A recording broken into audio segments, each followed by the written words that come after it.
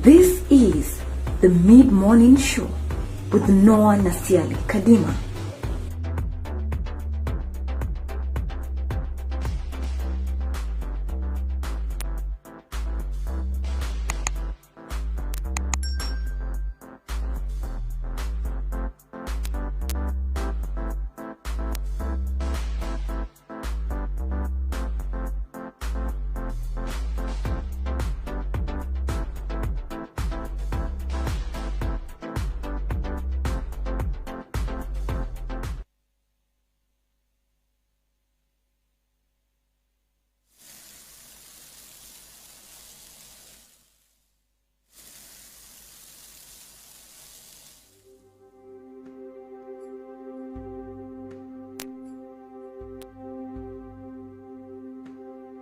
Salt-affected soils include both saline and sodic soils.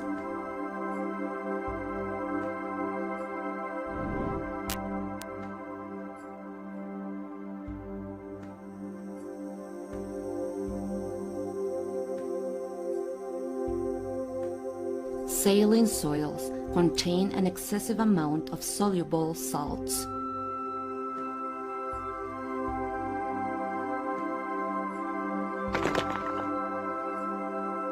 The presence of soluble salt makes it difficult for plants to absorb water from the soil.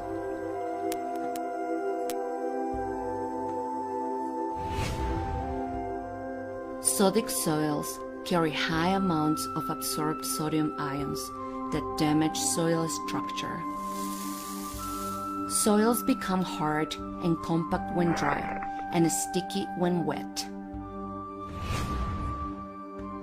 Both saline and sodic conditions considerably reduce the agricultural productivity. Over 833 million hectares are salt-affected soils. The map currently covers 73% of the global land area.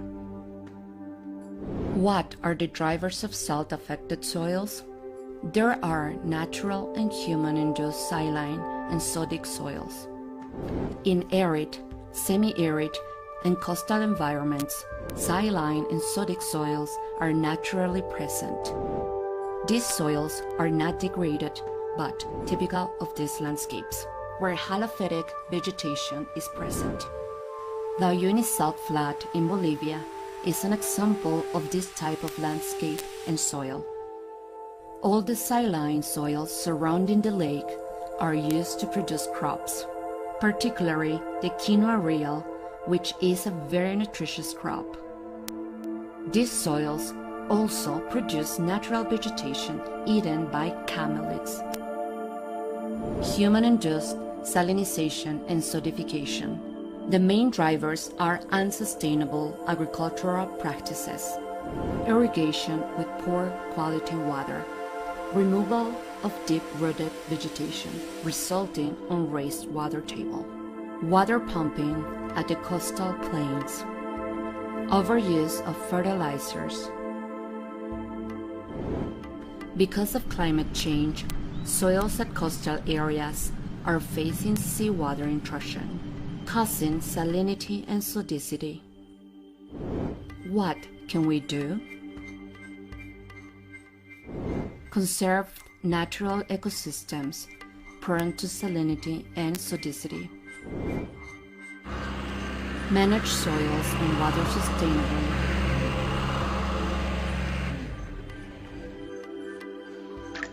Apply appropriate irrigation practices and adapted crops. Manage salt-affected soils in harmony with nature. Let's work together to halt soil salinization and boost soil productivity.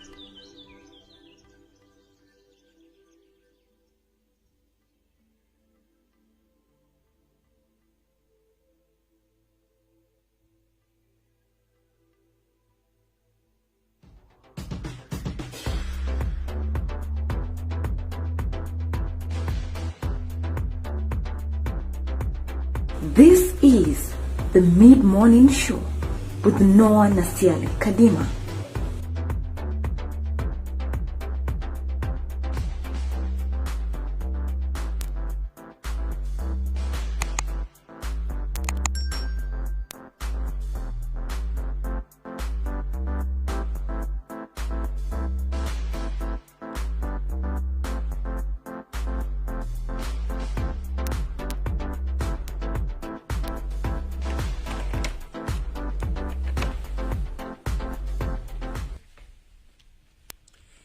Welcome to a Farmer's Mid-Morning Show right here from County 034, your host Noah Nasiali Kadima, and it's always a pleasure to be with you just to get to understand how we from farmers here, we can be able to help you as a farmer, as somebody who wants to connect with farmers so that you all can be able to connect, learn and grow. Our work is to be able to make sure that we help you grow your profits.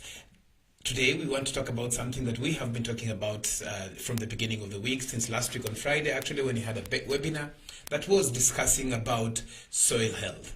Today, we want to talk about what are these challenges, what are these specific challenges that farmers across sub-Saharan Africa, and more importantly here in Kenya, face when they are actually getting poor yields. And one of the reasons we know definitely is poor soils, and that is what we'll be discussing today. As you have seen in the videos that we have just played before, those are videos made courtesy of FAO, that is United Nations Food and Agriculture Organization, where it actually specifically talked about salinization. This is now the increased amounts of soil, of salt in our soils. We know that is a big challenge, especially in this great county 034, county of Kajiado, where most of the farming is actually done using borehole water.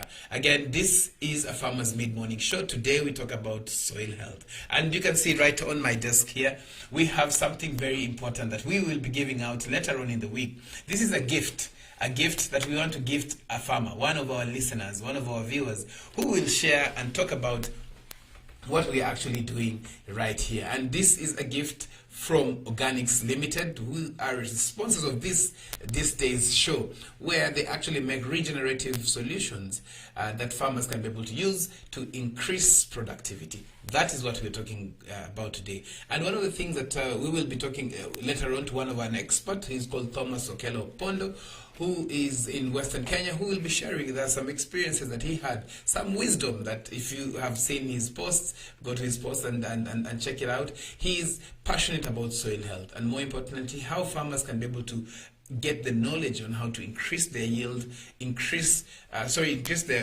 soil quality.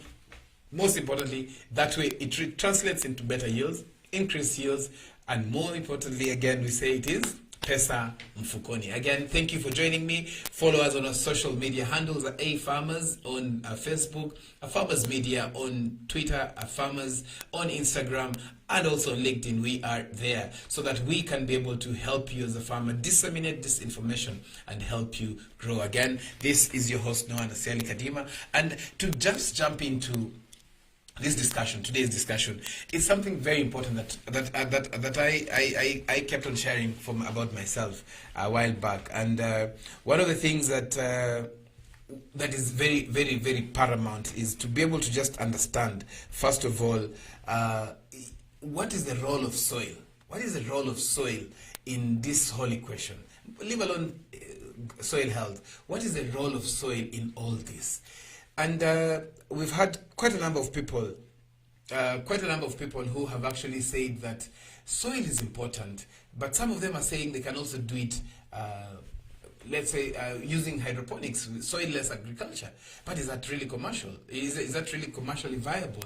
Definitely, from my experience, I've been farming for 15 years, going to 15 years now, and I definitely know that it is not really commercially viable because of the quantities, because of the inputs. You know, the soil comes with its natural elements, its natural nutrients. You know, the basic soils we get have the basic nutrients, you know, the nitrogen, phosphorus, potassium, sometimes some calcium, but the rest we need to be able to boost the soil with, you know. And I compare the soil with the human body. The human body has something very interesting. And the human body, what it has is that it has some nutrients that are already strong, that are already good, that you can be able to have, but you have to keep on feeding. When you feed it well, the human body, then you get less diseases, probably you get stronger bones, when you get taking calcium. But you cannot just get this from just basic foods, like the carbohydrates or vitamins or proteins. You also have to boost it with other supplements, And we saw in the during COVID, when it started, we were actually even being told, we were being encouraged to be able to do something very important, to use some other supplements, things like vitamin C. We were being told to take about dawa, sugarcane juice, and the rest, lime, lemon, and all that. It's because now it helps you fight diseases. It helps you build your immunity, and the same happens with the soil. The same happens with the soil, because when you have healthy soils, one of the things that we look at and discuss when talking about soil health is just how much additives in terms of fertilizer or other things that you need to add to the soil. So the less you need to add, the healthier your soil is, the less your cost of production, and the rest. So that is the important thing that we are going to be discussing today, and focusing on this soil health, and also what are some of these products that are already out there. Products that are actually being made and done for you as a farmer to be able to use to reduce your costs. We have things like water conservation, and when you talk about water conservation, you're also talking about how healthy that soil is to be able to retain water, that you can be able to reduce the irrigation frequency. If you're in areas where you have to rely on rain, you don't have to worry so much. And those are some of the products that we'll be discussing from today across to next week. Products from one organization that has come up to be able to manufacture these products, and that is Organics Limited. And touching on what Organics does, there's a pack here. There's a pack here that is here. It has 4 products, as you can see. And I don't know if a producer can zoom in and just look at that product. It has products that actually not only boosts the soil. No, it has other things. It also helps the crops that you're transplanting, the seedlings that you're transplanting. The crops, once you've already transplanted, what do? We have pests and diseases. There's a product there that I really love. It's called a chook. Very nice product. It's actually made out of, it's an organic product. And what it does is that it helps repel as many insects as possible, especially to the common produce that we're growing, that is tomatoes, basically horticulture range of products.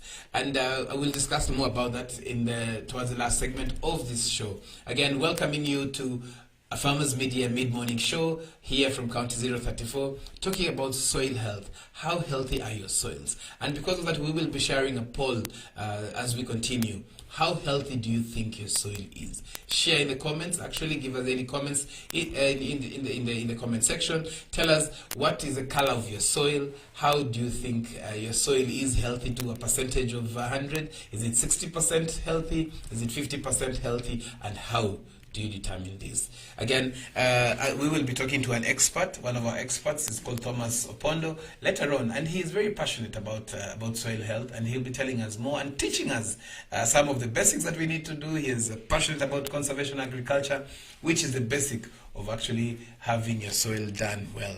So, just to jump on this discussion, one of the things that I was sharing earlier on is just that when I started off doing farming, one of the challenges that I kept on facing was I had capsicum. And for those who know me, I don't miss capsicum on my farms. And so I would harvest today. So I harvest the capsicum on a Monday, then on Tuesday, on Monday, and I'm expecting to harvest again probably on Thursday or Monday. But it would take a bit longer. It would take like 2 weeks for me for the capsicum to regain the size that was marketable, the marketable size that was there. So that is what prompted me to start asking myself, why is this challenge? And I remember one of the ladies who was buying from me the capsicum, he actually asked me, how come your capsicum take too long? Or do you normally have someone else that you sell in between? And then I asked her, why too long? I thought you sell once every 2 weeks. And she told me, no, you're supposed to actually harvest twice a week. And I was like, wow, interesting. This is around 8 years ago. And When I asked somebody, one agronomist that had really worked with me, she's called Maureen Situma from Syngenta. She told me, you just need to check the fertilizer, the feeding program that you have, and that's what I did. I started checking, and I realized that there was an issue probably with the fertilizer application. The feeding program I had was not the best because it was once every 3 weeks. And you remember, you've harvested, the crop needs more food, just like a human body. You cannot eat on Monday and the next time you eat it on Friday. No, you have to make sure that you eat frequently so that you become productive. The same with the soil. It has to be fed. The soil has to be corrected first, then the crops have to be fed regularly for it to produce more. So that is when I learned of something called split application of fertilizer, which I adopted. And it was very interesting because when I adopted this kind of application of fertilizer split, that means instead of doing the 10 grams every 3 weeks, I split that and said I will do 5 grams per plant every week, or between 7 and 10 days. Why? Is because I wanted to increase to make sure that the crop is feeding enough to be able to produce more. But that on its own did not solve my problem. No, it didn't solve my problem, because I remember when I started doing that, the fruits became big. The ones that were big became big immediately after I put fertilizer, like 3-4 days. Then again, my harvesting frequency was not as much, because now I was harvesting initially I was harvesting 3 to 4 fruits per plant, but now I was harvesting 2 big ones. Okay, so probably the weight of the produce was much, but I'd wanted to still harvest the 3 to 4, but average size. So that became a challenge, because now whatever fruit that was already ready to be harvested became bigger. But now you find that when it comes to crops, one of the challenges that farmers face is to be able to be able to harvest bigger quantities that are average, and not harvest bigger quantities that are below average, in terms of size, in terms of weight. And that is when I bumped into somebody who has become a long-time friend. He's called Moses Kivungi. He is also who introduced me to crop nutrition laboratory services. Very interesting journey that it was. But before going into that and getting to know my solutions, some of the challenges that I also kept on facing were diseases, soil-borne diseases in my soil. Because one of the things that kept on happening is that the soil, the capsicum, some of them started drying. I was using the furrow irrigation, and so some of them started drying, and I was asking myself, why are these drying? Why are these drying? And I just kept on wondering why. And since it was quite far, I would ask some agronomists, and they would tell me, buy this. If I ask another agronomist, they tell me, buy this. And that became a bit worrying, because when I was being told, buy this and buy that, buy this and buy that, one of the things that I said is that I'm not being told why I'm buying this. When you're being told why you're buying it becomes a bit different. But now this one, I was not being told why I'm buying it. I was just being told, buy this. And slowly my farm became almost like a small agrovet, like a small agrovet. And this was this wasn't going down really well with me. And why it wasn't going down well with me is because now I was talking products. I was talking fungicides, I was talking insecticides, I was talking fertilizer, but I'm not getting equally in terms of the returns of the same. So what did I do is that I decided now to go and test my soil. That I gave into pressure. Now I can say literally, I gave into pressure and decided to go and test my soil, because that was the only way, having been explained to why it is important to test the soil, that was the only way I could be able to tell the levels of nutrients, the different types of nutrients available in my soil, and what I would need to do to be able to get better yields, better quality of fruits, better quality of produce. Even there's a farmer who asked me 2 days ago, I just want to plant sukuma wiki and managu, the traditional vegetable. Do I need to test my soil? Yes, you do. Yes, you definitely do, because these diseases, some of them affect all crops. Some of the nutrients that are needed in a balanced way, in that you need to actually be able to have the range of nutrients balanced in the crop so that you get better yields. Because at the end of the day, you're doing kilimo biashara, you're doing agribusiness, and so agribusiness basically means you have to put inputs, proper inputs, so that you can be able to get better output. And better output is not just yield, but it is the quality of the yield that you get. And so that was part of the journey that I went through. I went to crop nuts, and the rest is history. For those who have followed my story, I will be sharing that as well. But again, those who are joining us, welcome. This is a Farmers Mid-Morning Show, where we are helping you as farmers to connect, learn, and to grow. And we will be taking a short break in a few minutes. But before I take the break, there's a product here. There's some products. Stay tuned. We'll be able to share with you how we can be able to win this pack or some components of that pack, as well as other goodies from Organics Limited. And why this is important is because we need to know, how do we regenerate our soils? How do we correct our soils? And because of correcting our soils, we'll be able to make sure that we're getting better yields. And better yields means pesa mfukoni. So allow us, we'll be taking a short break right now. When we come back, we will be talking about the products that we have mentioned, how you can be able to win this pack, as well as other components of the pack and other products from Organics Limited this week. And then next, we will also talk to an expert who is talking about soil health. So we are taking a short break. Don't touch the dial. We'll be playing a video that will be talking about soil health.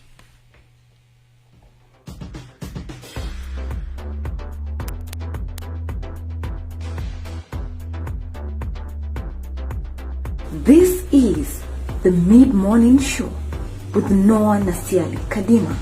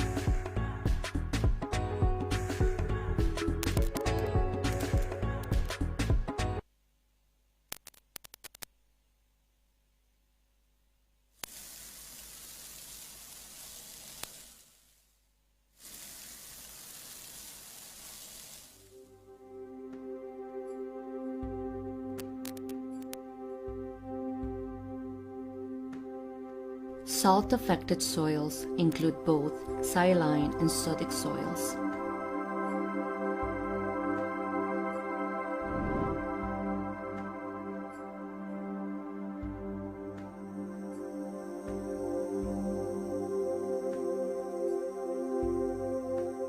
Saline soils contain an excessive amount of soluble salts.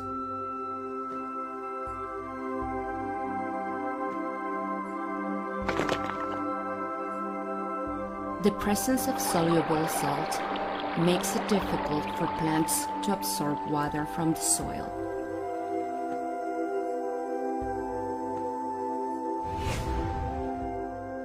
Sodic soils carry high amounts of absorbed sodium ions that damage soil structure.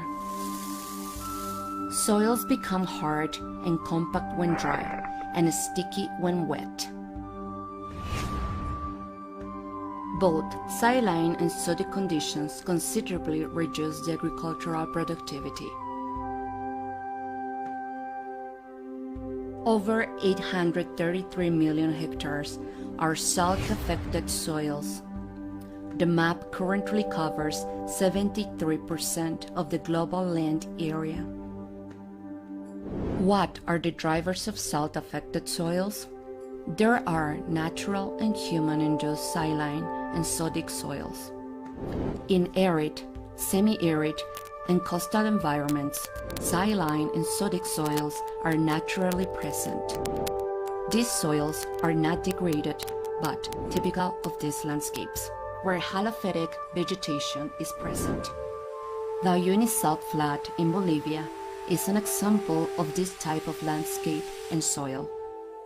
All the saline soils surrounding the lake are used to produce crops, particularly the quinoa reel, which is a very nutritious crop. These soils also produce natural vegetation eaten by camelids. Human-induced salinization and sodification.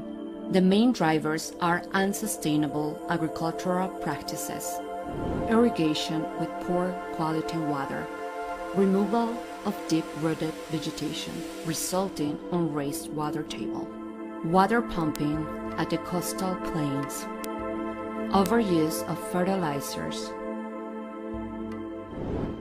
Because of climate change, soils at coastal areas are facing seawater intrusion, causing salinity and sodicity. What can we do? Conserve natural ecosystems prone to salinity and sodicity. Manage soils and water sustainably.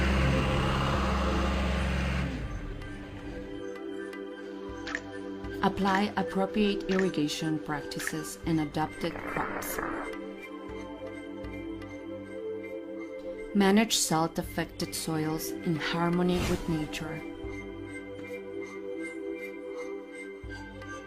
Let's work together to halt soil salinization and boost soil productivity.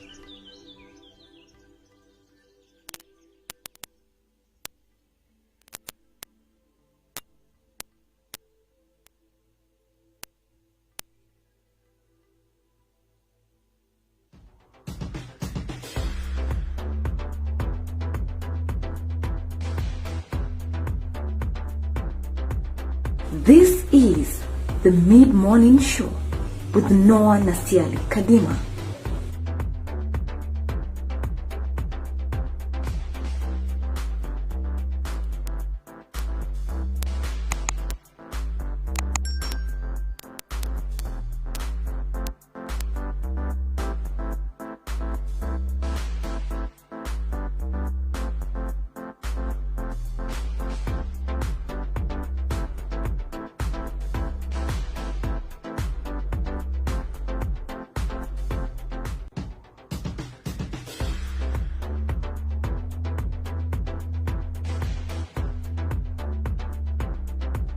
This is the Mid-Morning Show with Noah Nasiali Kadima.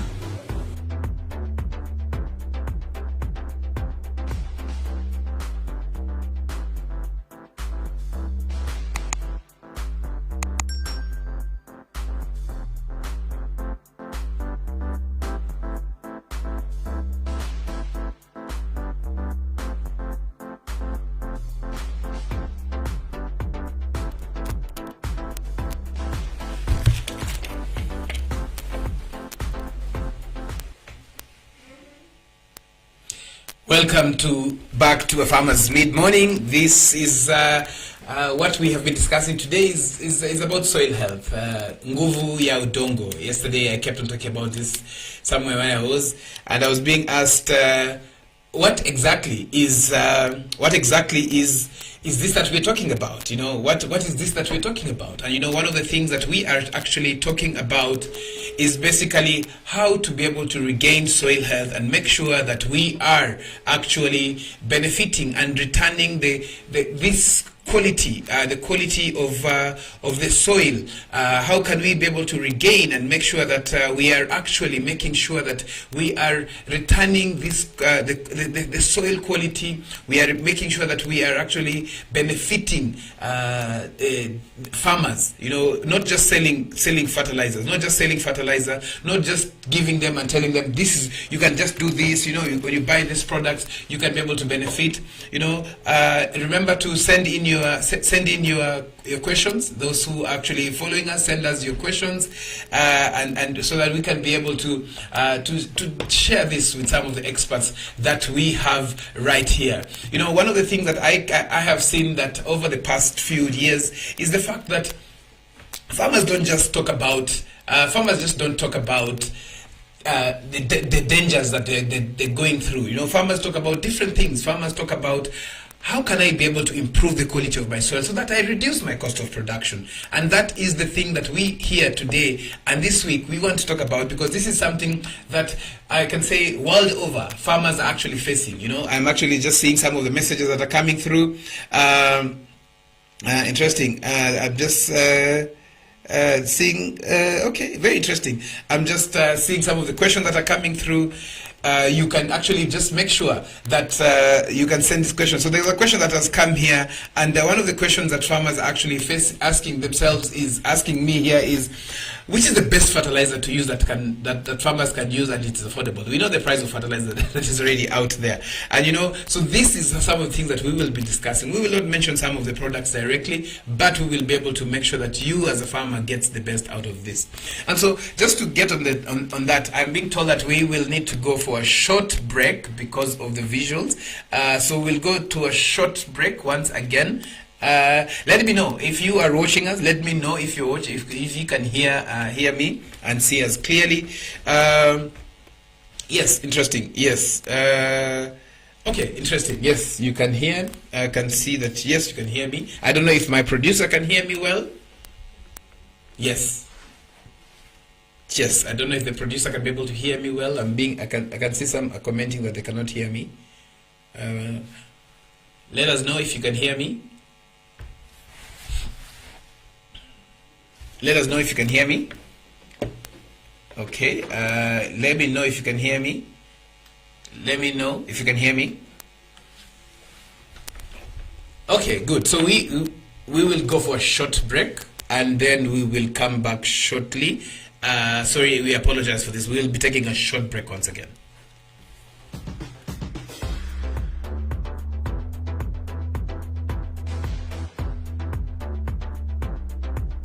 This is the Mid-Morning Show with Noah Nasiali Kadima.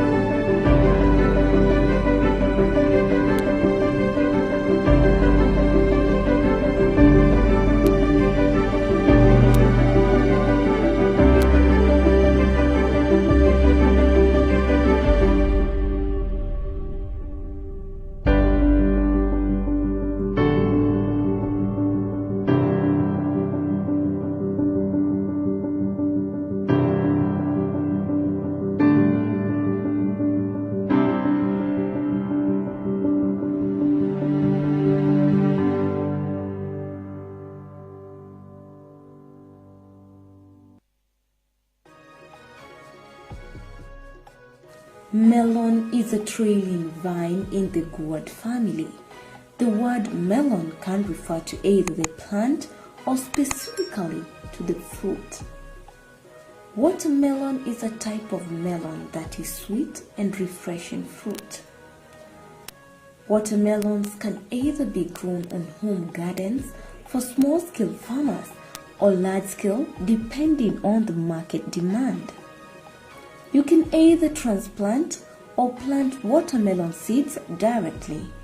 For best performance, plant watermelons in hot, sunny locations with loose, fertile, well-drained soil that is rich in organic matter. It is best to plant watermelons on raised rows and ensure that the soil pH is between 6.0 to 6.8. On average, it takes around 3 months for a watermelon to grow from seed to mature fruit, with smaller varieties having shorter growing times than larger varieties of watermelon. Watermelon growing, if done rationally and on a scalable basis, can be a good source of income.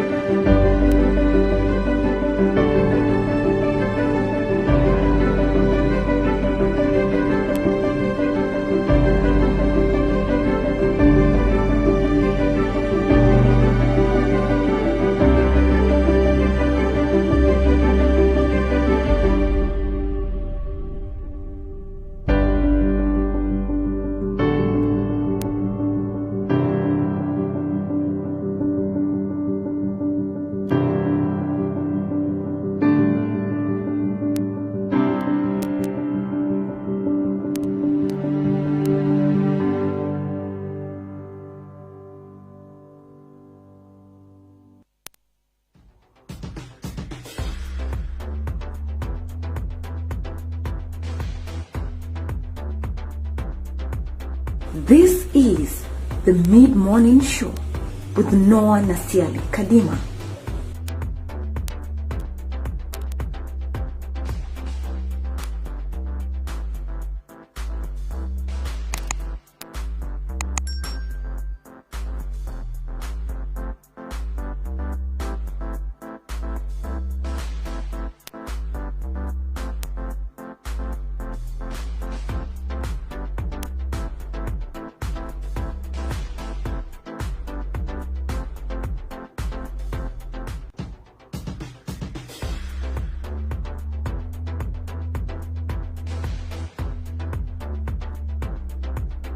This is the Mid-Morning Show with Noah Nasiali Kadima.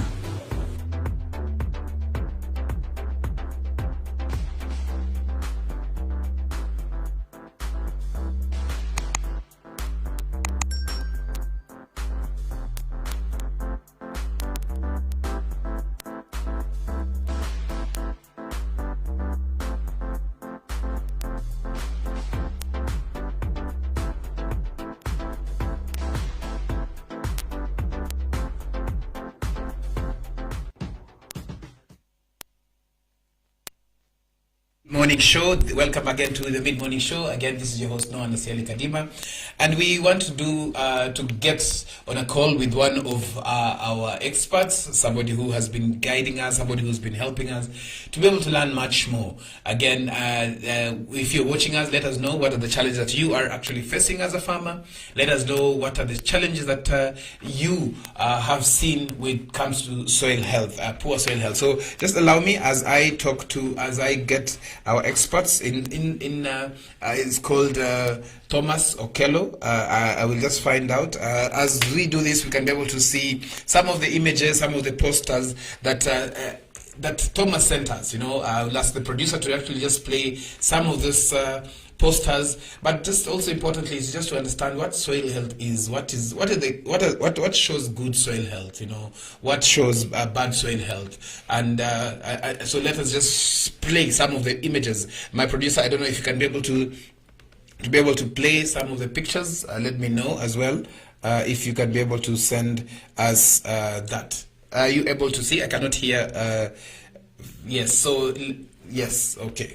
Okay, so let us just see some of the images that Thomas Okello sent us, and we can be able to see and hear more about how to do it. But let me know. Let us engage. I'm actually just going through some of the comments here that I have actually received. These comments are coming from some of the farmers that actually have been joining us, and one of them is asking, where can I test my soil and determine my soil health? That's a very good question. We'll be talking about that. The other one coming here from Murunga, he actually asks, I have tested my soil, and but I do not understand the recommendations. Very interesting. Murunga, let us know where you have actually tested the soil, because soil testing should be accompanied by proper recommendations as well. Another question coming here is, where can I get manure? Very interesting question, and then we'll talk about this as with the expert that will be joining us.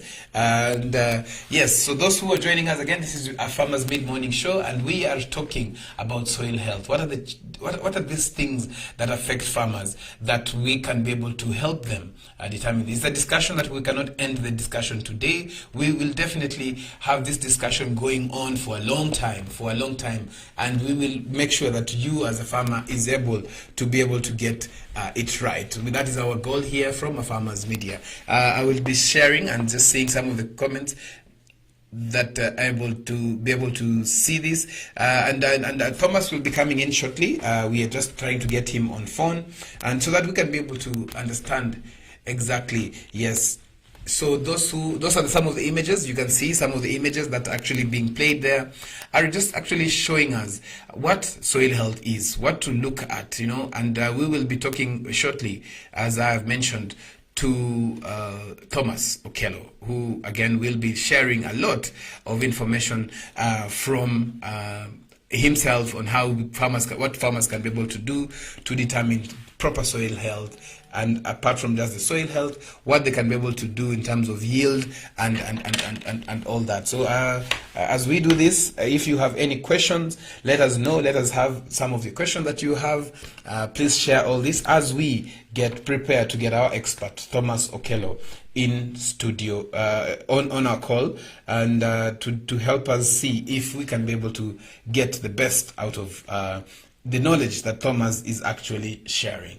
So again, some of the questions that are coming, very interesting questions, which we will ask our expert when he joins in, and just to get to understand what are these things that we can be able to know that are actually equally good. So again, this is a Farmers Mid Morning Show. Just look at some of the images that are there. If you have any questions, you can also share.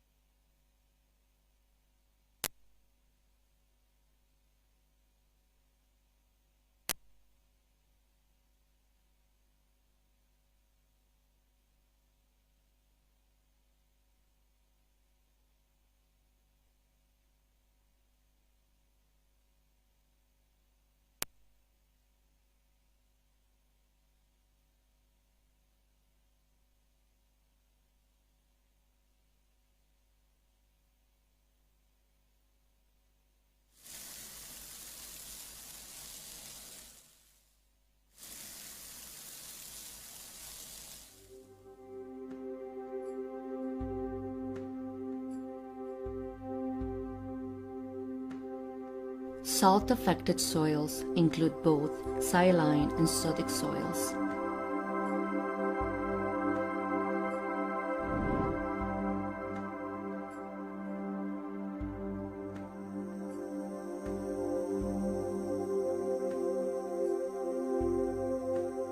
Saline soils contain an excessive amount of soluble salts.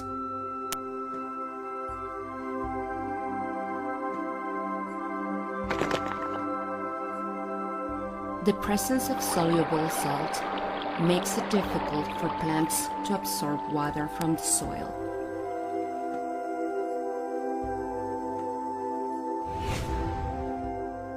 Sodic soils carry high amounts of absorbed sodium ions that damage soil structure.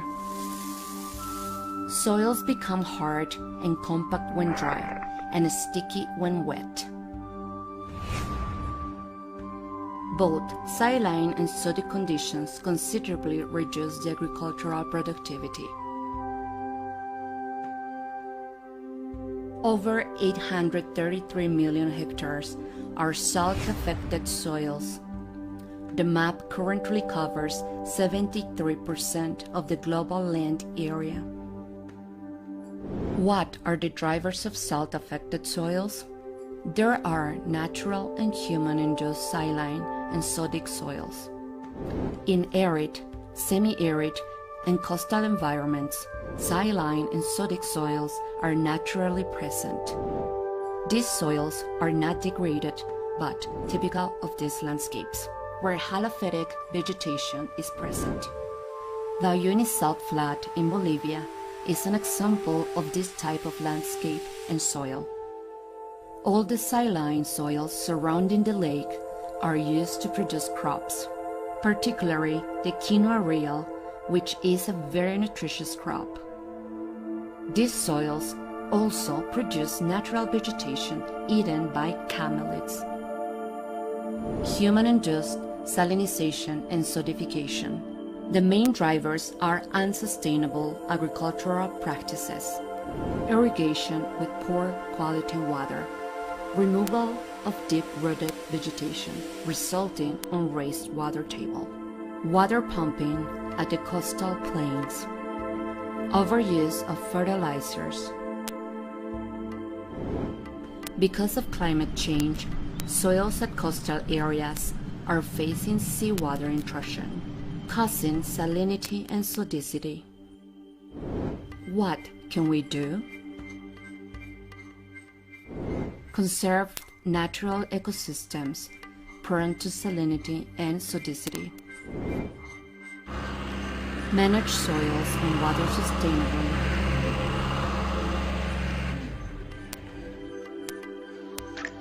Apply appropriate irrigation practices and adapted crops. Manage salt-affected soils in harmony with nature.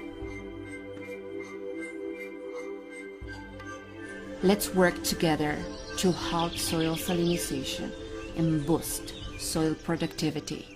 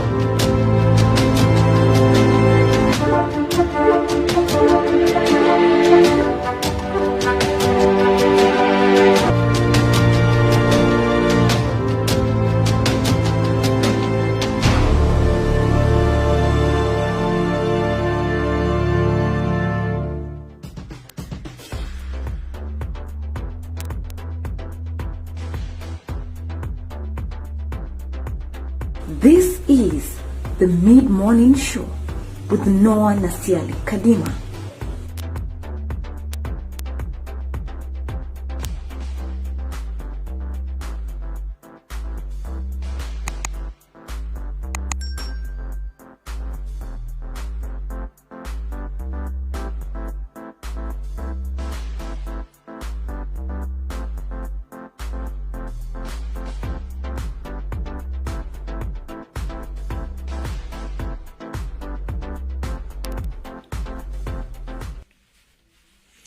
Welcome back to a Farmer's Mid-Morning Show. Today we have had some hitches, but we are back, and we are back with our experts who will be joining us in a few minutes, and we will be talking to him right now. He is actually called Thomas Opponda, who will be joining us in a few minutes. Our apologies for the hitches that we've been having right now. So let us see if we can be able to hear Thomas. Morning, Thomas. How are you? Fine. Yes, welcome to Farmers Media again. This is Noah. As we have been talking, I think we've been talking for close to a few months, and we've been saying that we will actually have you one of these days in our shows. Karibu sana. Let us know where you are. Let us know briefly about who you are, what you do, and before we jump into the discussion. Okay, thank you. I'm Thomas Opponda. I live in Kenya area in Sia County. But I used to work with the Ministry of Agriculture some time back. I retired around 2011. So now I'm just doing my private farming. Okay. I see from your posts, from your comments, you are very passionate about soil health. Tell us more about this, Thomas. Yes, I started just doing conservation agriculture because there's a time when we were trained by FAO in the CSAD project, the conservation agriculture for sustainable agriculture and rural development. Okay. It was sometime in 2007, 2008 there. So that's how I started having interest in soil, because we are supposed to plant cover crops and such things. Yeah. So that's how I started developing. And when I retired now, when I started doing my farming, I found out that there are certain things which somebody needs to know, especially on these crop nutrients, how they affect health, and how they also affect the soil. So one of the things which I identified was carbon. Okay. It was a very important, and it was very low in our soil. So some of the soil tests which were being done in my area, most of them were just saying low organic matter, low organic matter, low organic matter. So that's why I decided, let me work on carbon, and then the rest will follow. Okay. Very interesting. And as you discussed this, we are playing some of the pictures that you sent us yesterday in terms of what the soil pH. So I don't know if you can just explain to us, and just ask the producer to leave the image there of what we are showing now. When you talk about soil pH, because that is where the soil testing and result starts from. Probably I ask the producer just to return back the other image that was there, the one for soil pH. Just talk to us about what are the pH levels that some of these crops require. According to soil scientists, the best range for growing crops is around 6.0 to around 7.5 there. Okay. But most of the soils in Western Kenya, yes, even if you look at the CARI reports, most of them are 5.5 and below. So even some of the tests that have been done in this area, most of them are 5.5 and below. So we are on the acidic side. Yes. But places like Bondo, near the lake, they have this black cotton soil. And black cotton soils, they usually do not tend to be so acidic.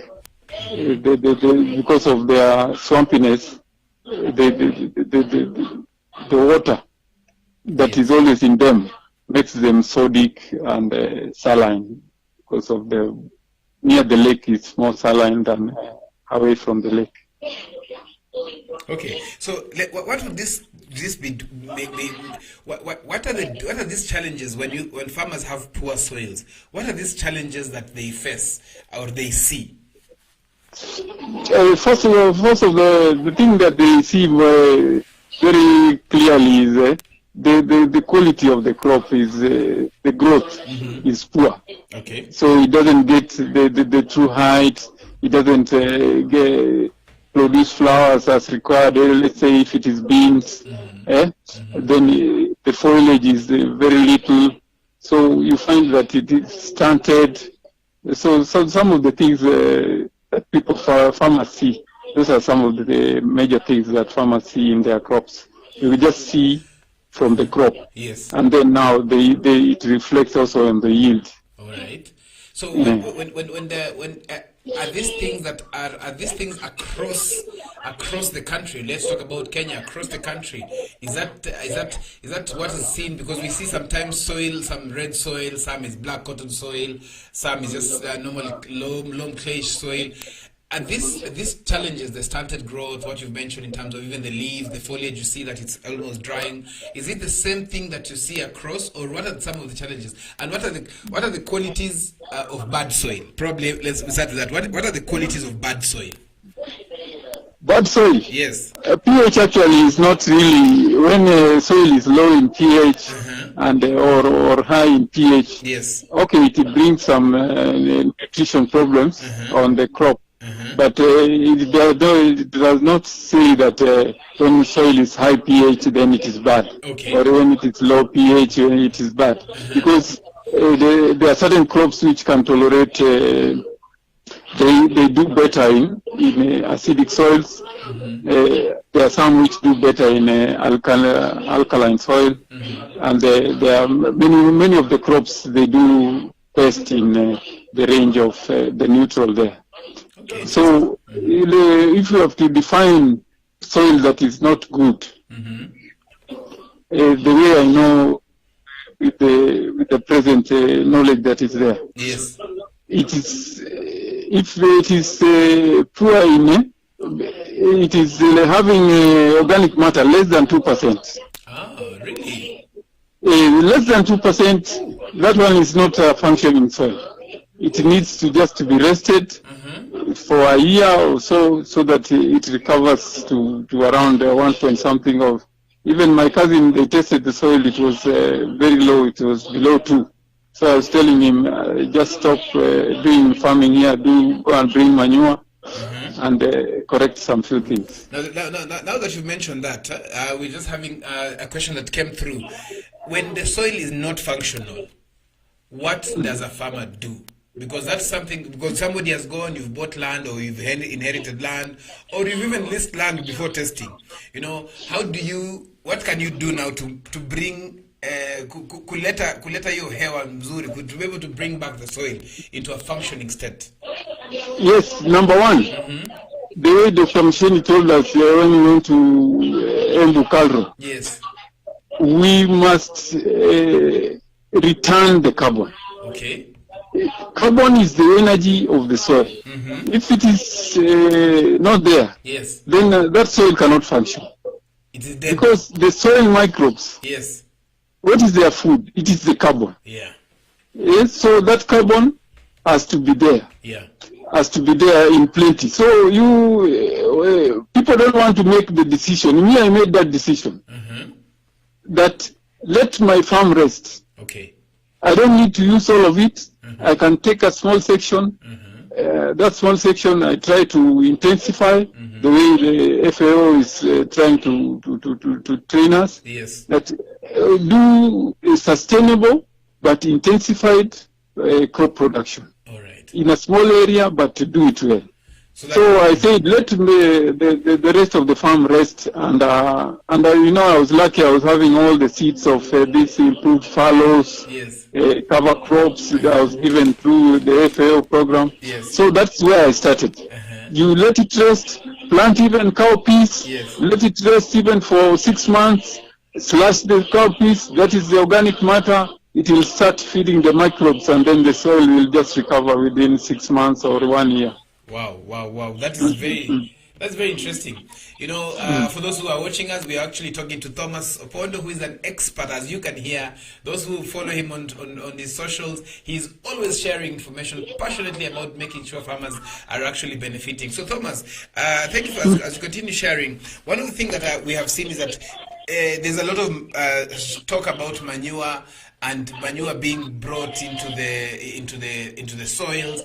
Is manure the only thing that farmers can do to use to be able to repair their soils, or there are other things that you can do? I think you've mentioned about cowpeas, that is kunde. What else can farmers do apart from just the manure? And if it is manure, which is the best? You know, we hear there's pig manure, there's cow manure, there's goat manure. Which is the best that farmers can be able to use to start replenishing the lost nutrients, to bringing back life to the soils, especially the very heavily affected soils? I think what farmers should do, because me, I'm a conservation agriculture expert, and I do conservation agriculture. So, which you will tell us again what that means, but just continue for what conservation agriculture is. Yes. You know, there is good agricultural practices. Yes. If we adopt good agricultural practices, you know, when we ignore crop rotation, so how can our soils be balanced? Because if you plant up one crop because it is having good returns, let's say somebody just says, hey, tomatoes are good, they bring money. So you just plant tomato, okay. You will be having money, yes, but what is happening in the soil? Exactly. So sometimes you need to stop the tomato program a bit. Yes. Then you let the soil regenerate with something else. Then you can now return to your crop, because even a farmer, yes, you are known maybe for what you do. Yes. If you are a tomato farmer, then that is what you are known for. But what we can do, yes, and it is succeeding even in Europe, America, and the rest, is to paddock our farms, so that you have farm A, farm B, farm C, farm D. So farm A should be doing other things. It can be pasture. Farm B, C is something else, something like that, so that when you use your livestock, it can regenerate your soils very quickly. Very interesting. And so if we talk about that, I know you've mentioned something very interesting. We are told that there's, I'll touch on it before we just go back to conservation agriculture. What I want to ask is, we have been told there's high value crops, onions, watermelon, tomatoes, and all that. We've been told those are the high value crops. Is that really true? Yeah, there's nothing. In fact, internationally, tomato is the highest earning crop that more than all the others. Okay. But the thing is this: you cannot plant tomatoes all the time. Yes. Even places like California, where they produce tomatoes in, they always like to have an opportunity to do crop rotation, but because of the demands of economics, people want the tomatoes, so they are forced to just do the monocrop. Yes. But now with the regenerative agriculture, they are saying no, we can leave farms to regenerate, even if we are doing that intensive farming. But now they are using livestock to assist in that process.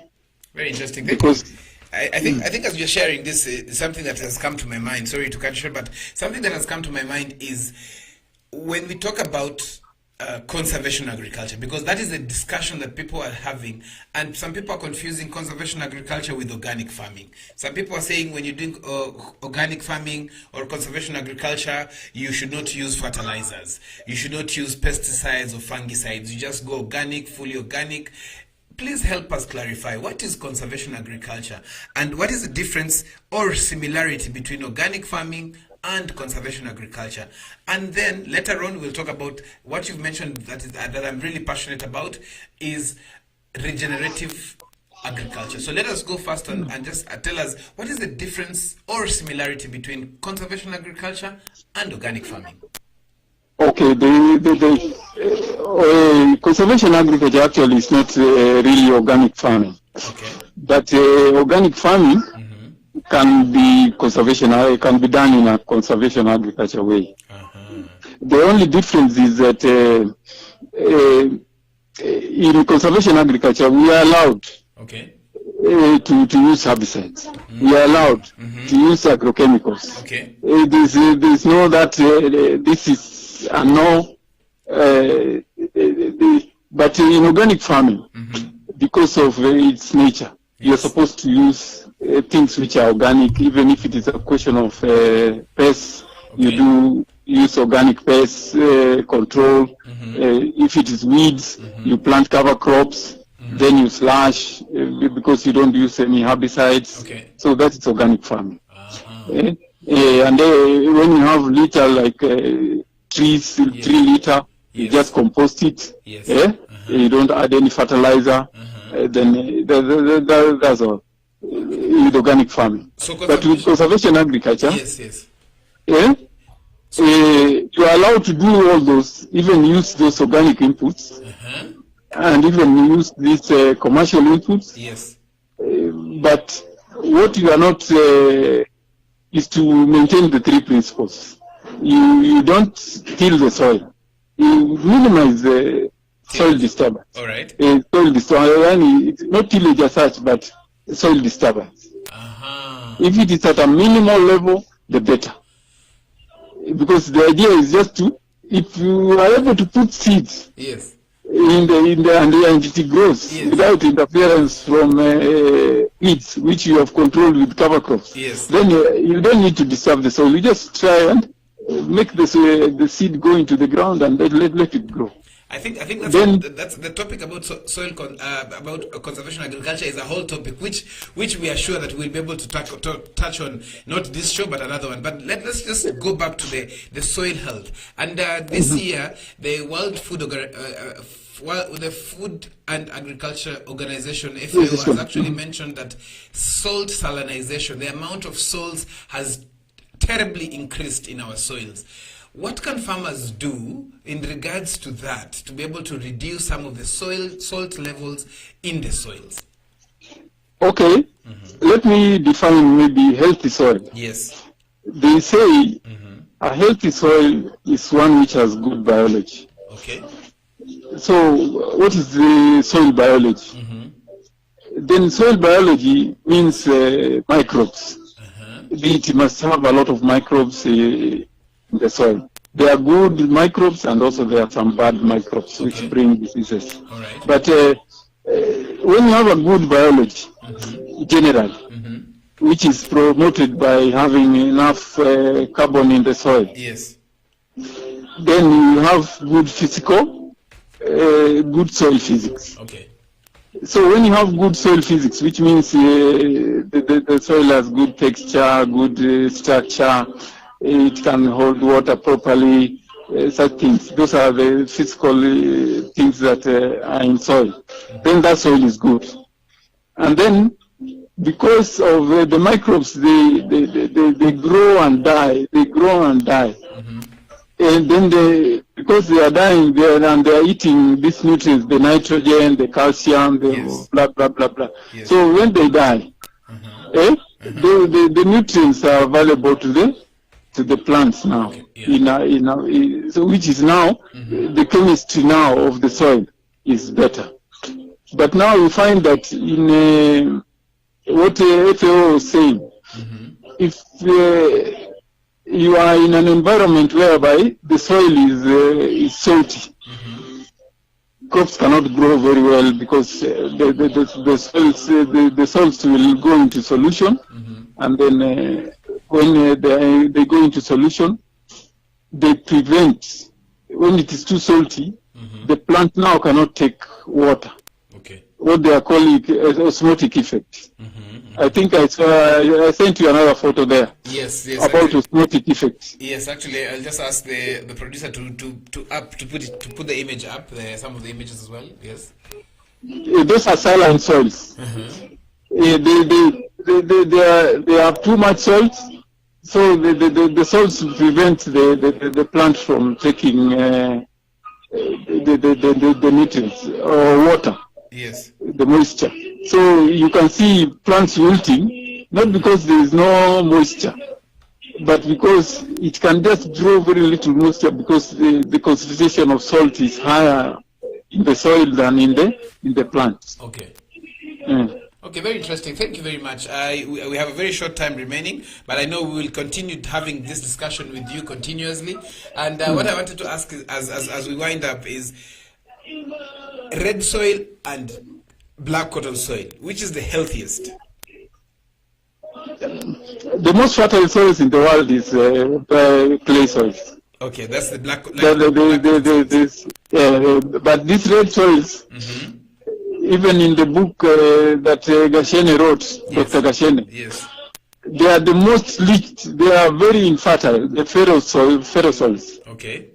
Because of mostly they are found in high rainfall areas. Okay. So they are mostly the most highly leached soils. Okay. So but if you make them you put manure and even let them rest with organic matter, Yes. then they are the best. Okay, interesting. Thank you. Thank you very much, Thomas, for having been with us. We have a gift for you in studio, which we will be sending all the way to Siaya. The gift is coming from Organics Limited. They have products that help conserve water, enhance root mass, as well as enrich the soil. So, and pest control, definitely. We will be sending you this gift for having been one of our valued experts, as well as our followers, and also most importantly to be able to share this information. Thank you very much, Thomas, for having shared with us. I don't know if you have any last words before we sign out. Maybe I can just add. Yes. There are three types of problems in high pH soils. Maybe there are saline soils, sodic soils, and saline and sodic soils. Okay. Which are so those are the three types of soils which you find at the higher pH level, and but sorting them out is not so difficult. But what they say is you must have drainage. Drainage. If you don't have drainage, then you cannot sort out those soils. Okay, thank you. Okay, Thank you. Thank you very much, Thomas, for having been with us. I know we'll continue discussing this with you. Thank you very much. And those who've been watching us, this has been a Farmers Mid-Morning Show. We are glad that you stayed tuned. We terribly apologize for the challenges that we had, some technological challenges that we had.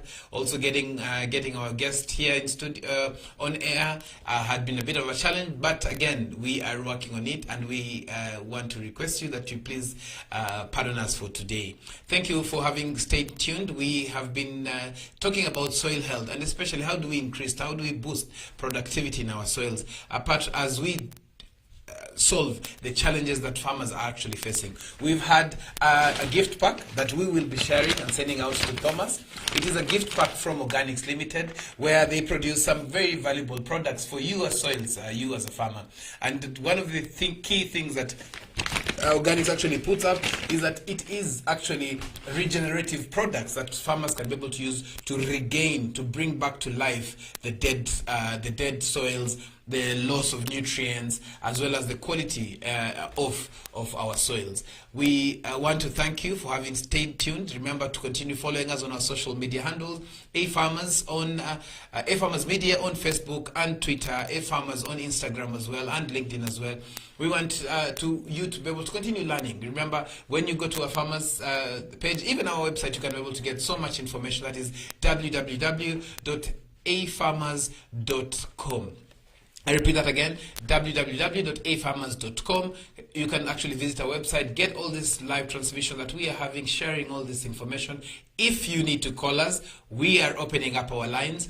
Our telephone line is 0700 29 30 31. That is 0700 29 30 31. If you're out of Kenya, you can call us by adding +254. So again, I repeat in full, +254 0700 29 30 31. This has been your host, Noah Nasiali Kadima, and I want to thank our production team from Lista, our producer for today, and Mercy, and all those who have been behind making sure that this has been a success. We want to thank you and wish you a brilliant Wednesday. From A Farmers Media, let's meet tomorrow.